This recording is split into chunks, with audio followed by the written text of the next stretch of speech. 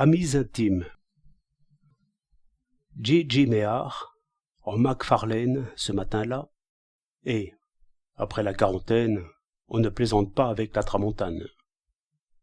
Son foulard plié soigneusement et remonté jusque sous le nez, et une paire de gros gants, bien en chair, lisses et Rubicon, attendait sur le Lungo Tevere dei Mellini le tram pour Porta Pia, qui devait le déposer, comme chaque jour, via Pastrengo, devant la cour des comptes, où il était employé. Comte de naissance, mais malheureusement sans compter ni comptant, J.J. Méhard avait, dans la bienheureuse inconscience de l'enfance, manifesté à son père le noble propos d'entrer dans ce service de l'État, croyant naïvement qu'il s'agissait d'une cour où n'importe quel comte avait le droit d'entrer. Le fait est connu. Les trams ne passent jamais quand on les attend. Ils s'arrêtent à moitié du chemin à la suite d'une interruption de courant ou préfèrent renverser une voiture, ou, si cela se trouve, écraser un pauvre malheureux. Néanmoins, quelle jolie commodité, tout de même. Ce matin-là, il soufflait une tramontane glaciale, coupante, et J.J. Méhard battait la semelle, les yeux fixés sur l'eau crispée du fleuve, qui avait l'air d'avoir froid aussi, la pauvre, comme en chemise entre les murs roides, blafards, de la nouvelle berge. Grâce à Dieu, ding ding ding, finalement le tram. Et J.J. Méhard se disposait à monter sans le faire arrêter, quand, du nouveau pont Cavour, il s'entendit appeler à haute voix. « J.J. J.J. » Et il aperçut un monsieur qui courait à sa rencontre en gesticulant comme un télégraphe chape. Le tram déguerpit. En revanche, J.J. Méhard eut le plaisir de se trouver dans les bras d'un inconnu, ami intime à lui, à en juger à la violence avec laquelle il l'embrassait sur le foulard en soie qui lui couvrait la bouche. « Je t'ai reconnu tout de suite, tu sais, J.J. Tout de suite. Qu'est-ce que je vois? Déjà vénérable. Aïe, tout blanc? Tu n'as pas honte. Que je t'embrasse encore, permets-moi, mon cher J.J., pour tes vénérables cheveux blancs. Tu restais sans bouger. J'avais l'impression que c'était pour m'attendre. Quand je t'ai vu lever le bras pour monter dans ce truc démoniaque, j'ai eu l'impression d'être roulé. Ah oui, fit J.J. Méhard en s'efforçant de sourire. J'allais au bureau. Fais-moi le plaisir de ne pas parler de saleté pareille en ce moment. Comment? Parfaitement. C'est un ordre. Une prière suffirait. Sais-tu que tu es un drôle de type? Je le sais. Tu ne m'attendais pas, n'est-ce pas? Je le vois à ton air. Tu ne m'attendais pas. À vrai dire, non. Je suis arrivé hier soir, et je t'apporte le bonjour de ton frère, qui, je vais te faire rire, qui voulait me donner un billet de présentation pour toi. Quoi? Ai-je dit. Pour ce brave J.J.? Vous ne savez donc pas que je l'ai connu avant vous, pour ainsi dire. Amis d'enfance, fichtre, nous nous sommes cassés la figure si souvent, réciproquement. Ensuite, camarades à l'université. La grande Padoue, mon brave J.J. Te rappelles-tu? La fameuse cloche que tu n'entendais jamais, jamais, puisque tu dormais disons comme un loir, hein? Comme un cochon. Ça t'irait mieux. Bref, tu l'as entendu une seule fois, et tu as cru qu'il y avait le feu. C'était le bon temps. Ton frère va tout à fait bien, tu sais, grâce à Dieu. Nous avons monté ensemble une petite affaire, et je suis ici pour cela. Oh, mais qu'as-tu? Tu es funèbre. Es-tu marié? Non, mon cher, s'écria J.J. Méhard en se réveillant. Tu vas te marier? Tu es fou? À 40 ans passés? Ça ne me viendrait jamais à l'esprit. 40? Et si c'était 50, mon brave J.J.? et bien sonner. Ma foi, tu as la spécialité de n'entendre jamais rien sonner. Les cloches, pas plus que les années. J'oubliais. 50. 50. Mon cher, je te le certifie. Sonnez. Soupirons. L'affaire commence à se faire sérieuse. Tu es né, attends, en avril 1851. Est-ce exact ou non? Le 12 avril. En mai, si tu permets. Et 1852, si tu permets, corrigea Méhard, en scandant, agacé. Le saurais-tu mieux que moi, par hasard? 12 mai 1852. Par conséquent, 49 ans et quelques mois.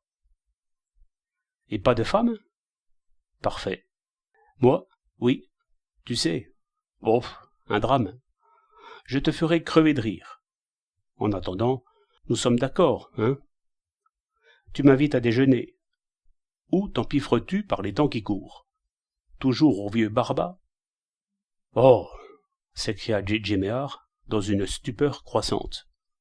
Tu connais aussi l'histoire du vieux Barba?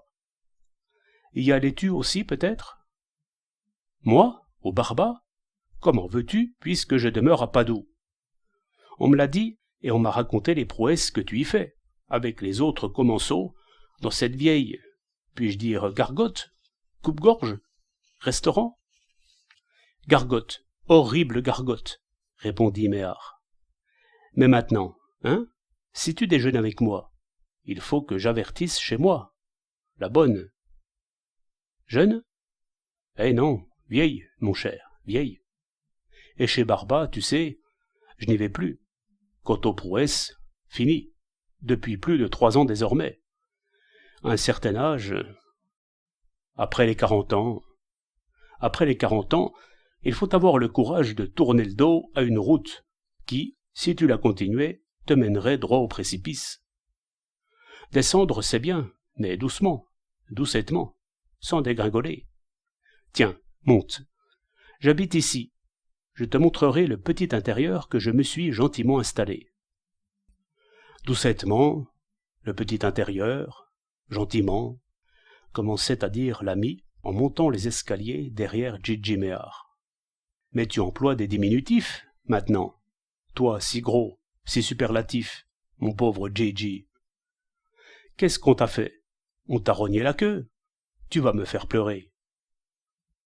Bah, fit Méhard en attendant sur le palier que la bonne vienne ouvrir.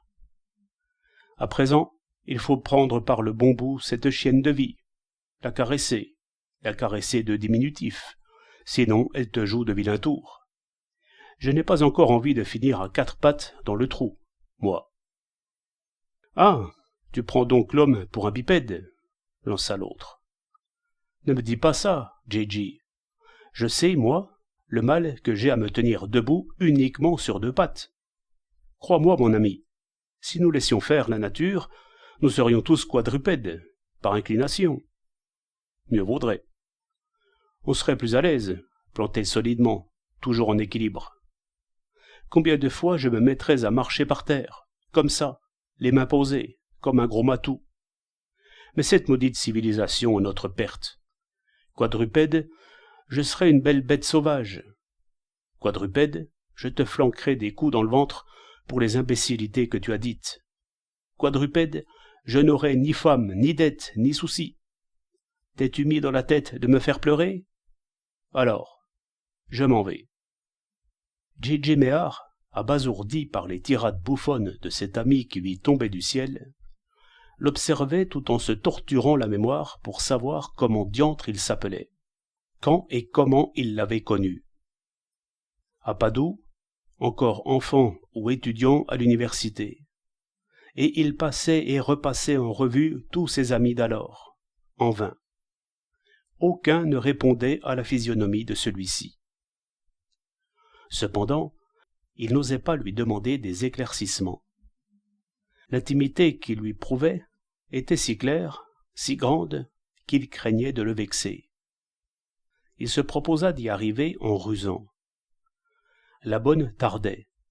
Elle ne s'attendait pas à ce que son patron revienne si tôt.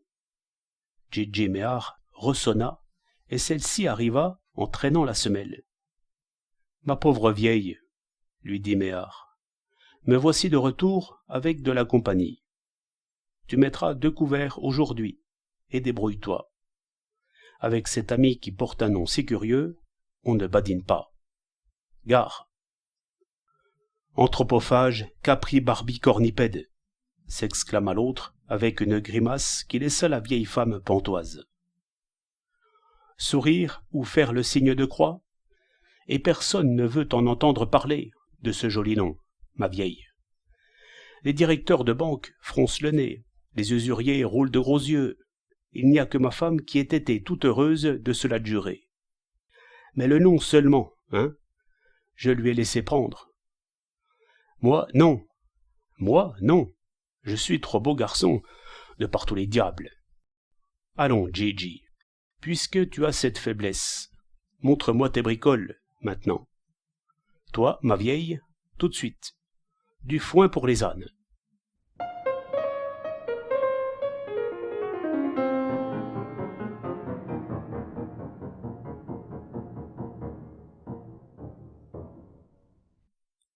Méhare, déconfit, le promena dans les 5 pièces de cet appartement meublé avec des soins amoureux, les soins de celui qui ne trouve plus rien à désirer, à part son propre intérieur, dont on se propose de faire sa coquille. Salon, chambre à coucher, salle de bain, salle à manger, petit bureau. Au salon, sa stupeur et sa torture augmentèrent d'autant, à entendre parler son ami des détails les plus intimes, les plus personnels de sa famille, en regardant les photographies sur la console. « Mon gros chéri, j'aimerais bien avoir un beau-frère comme le tien. Si tu savais quel canaille que le mien. Il traite sans doute mal ta sœur? C'est moi qu'il traite mal, et il lui serait si facile de m'aider, en cette occurrence. Bah, excuse-moi, fit Méhare, je ne me rappelle plus comment ton beau-frère s'appelle. Laisse ça. Tu ne peux pas te souvenir, tu ne le connais pas. Il habite Padoue depuis 2 ans à peine. Sais-tu ce qu'il m'a fait? Ton frère, si gentil avec moi, avait promis de m'aider, si cette canaille avalisait les traites. Tu ne l'imaginerais jamais, il a refusé de les signer. Alors, ton frère, qui, à la fin des fins, bien qu'ami très intime, reste un étranger, s'en est passé, tellement il était indigné. Il est vrai que notre affaire est sûre, mais si je te donnais le motif du refus de mon beau-frère, je suis encore beau garçon, tu ne diras pas le contraire, extrêmement sympathique, je ne te le fais pas dire. Eh bien, la sœur de mon beau-frère a eu la malencontreuse idée de s'amouracher de moi, la pauvre. Du goût, mais peu de jugeote. Figure-toi si je... Bon, elle s'est empoisonnée. Morte? Demanda Méhare, interdit. Non, elle a vomi un peu et elle s'est remise. Mais moi, tu comprendras, il m'a été impossible de remettre les pieds chez mon beau-frère, après ce drame. On mange, fichtre, oui ou non? Je n'y vois plus, tellement j'ai faim. Une faim de loup.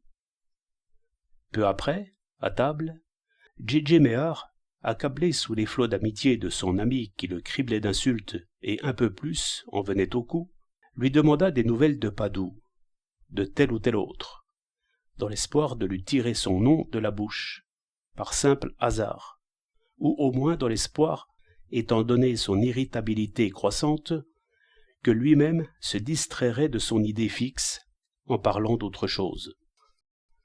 Dis-moi un peu, ce Valverde, directeur de la Banque d'Italie, qui avait une si jolie femme, et ce magnifique monstre qu'était sa sœur, qui louchait par surcroît, si je ne m'abuse.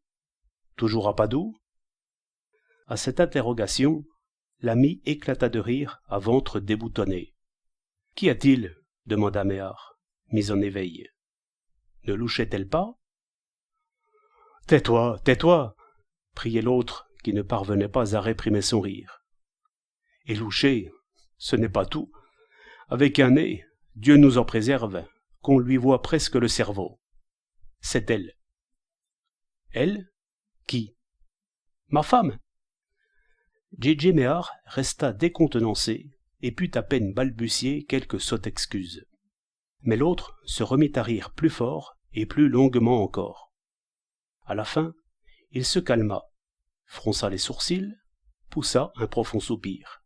« Mon cher, fit-il, dans la vie, il y a des héroïsmes ignorés, que l'imagination la plus débridée d'un poète ne pourrait jamais arriver à concevoir. »« Eh oui, soupira Méhar, tu as raison, je comprends. »« Tu comprends des nèfles, protesta l'autre à bout portant. Crois-tu que je fasse allusion à moi? Moi, héros? Tout au plus pourrais-je être victime, mais pas même cela. L'héroïsme, c'est celui de ma belle-sœur, la femme de Lucio Valverde. Écoute, aveugle, stupide, imbécile. Moi? Non, moi. J'ai pu me flatter que la femme de Lucio Valverde s'était amourachée de moi jusqu'au point de faire du tort à son mari, qui, en toute conscience, tu peux me croire, J.J., ne l'aurait pas volée. Penses-tu? Sais-tu de quoi il s'agissait? D'un esprit de sacrifice tout à fait désintéressé. Écoute bien ça. Valverde part, ou plutôt fait semblant de partir, comme il le fait d'habitude. D'accord avec elle, certainement. Et elle me reçoit. Le moment dramatique de la surprise venu, elle me jette dans la chambre de sa belle-sœur Kilouche, laquelle, m'accueillant toute tremblante et pudibonde, avait l'air de se sacrifier aussi pour la tranquillité et pour l'honneur de son frère. J'ai eu à peine le temps de crier « Je vous en prie, madame, comment Lucio pourrait-il sérieusement croire ?» Impossible de terminer. Lucio, furibond, fait irruption dans la chambre. Tu imagines le reste. « Comment ?» s'exclama J.J. Méhar. « Toi, avec ton esprit, et mes traites ?» cria l'autre. « Mes traites en souffrance, que Valverde me renouvelait à cause des bonnes grâces factices de sa femme. Il les aurait protestées ipso facto, tu comprends? Et j'étais perdu. Chantage répugnant, n'en parlons plus, je te prie. À la fin du compte, étant donné que je n'ai pas un sou à moi et que je n'en aurai jamais, étant donné que je n'ai pas l'intention de me marier... »« Comment ?»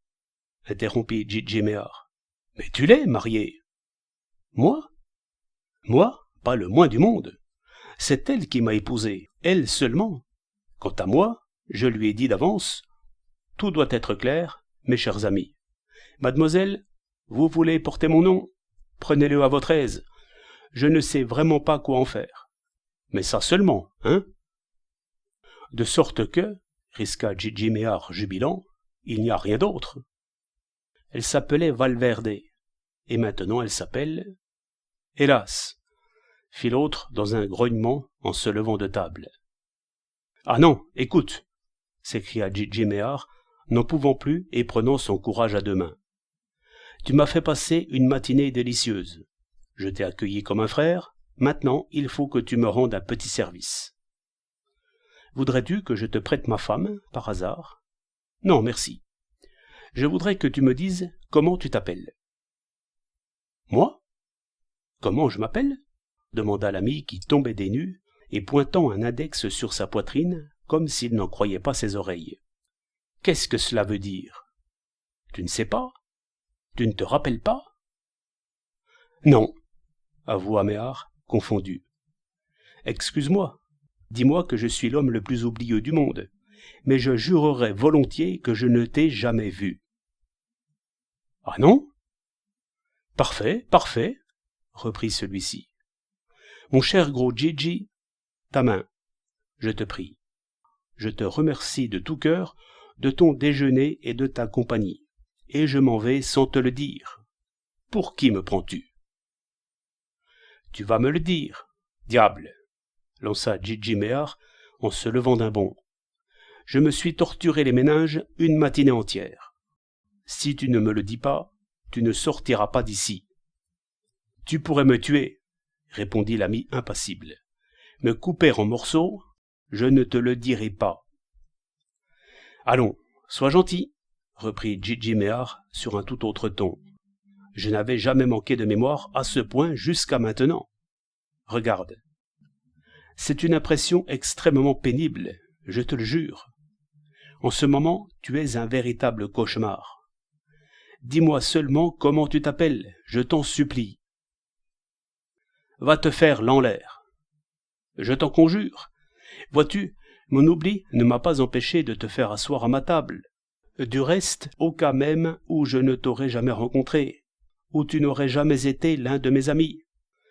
Tu l'es devenu à présent, et des plus chers, crois-moi. J'ai pour toi une sympathie fraternelle. Je t'admire. J'aimerais t'avoir tout le temps avec moi. Par conséquent, dis-moi comment tu t'appelles. C'est inutile, tu sais, acheva l'autre. Tu ne m'auras pas. Sois raisonnable. Voudrais-tu que je me prive de ce plaisir inattendu de te faire rester le bec dans l'eau sans savoir à qui tu as donné à manger?